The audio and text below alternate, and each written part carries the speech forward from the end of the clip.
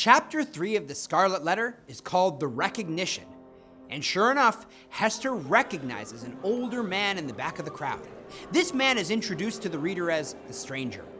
A man in the audience tells the inquiring stranger about Hester landing in Boston from England 2 years ago. Her husband was to arrive after, but he didn't. She was there by herself and fell in love with another man, giving birth to her daughter.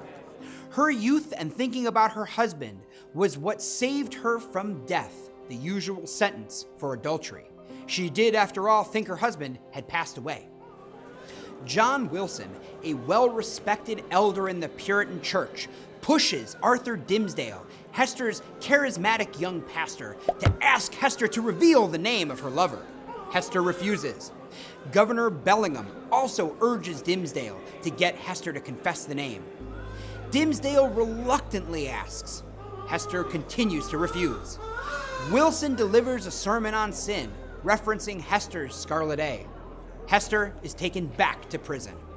Here, the four main characters are brought together: Hester, Dimmesdale, Little Pearl, and Chillingworth, who we haven't named yet. This starts in motion the central conflict, even though we don't know the true relationships of the characters yet. Chillingworth is an observer who asks someone about Hester's story. Readers see clues as to the significance of each of them. Hester focuses on Chillingworth, the stranger, and tunes out everything else. She is disturbed by his presence and finds the presence of these 1,000 witnesses a shelter. More than public shaming, she dreads being alone with this man, and her discomfort is remarkable. Dimmesdale is Hester's minister, presented as young and learned and known for his eloquence and religious fervor. Dimmesdale is told by the governor and Reverend Wilson to get Hester to mend her ways. Dimmesdale is uncomfortable. All the blood drains from his face, which is unusual for someone in his position. Dimmesdale states his own fate.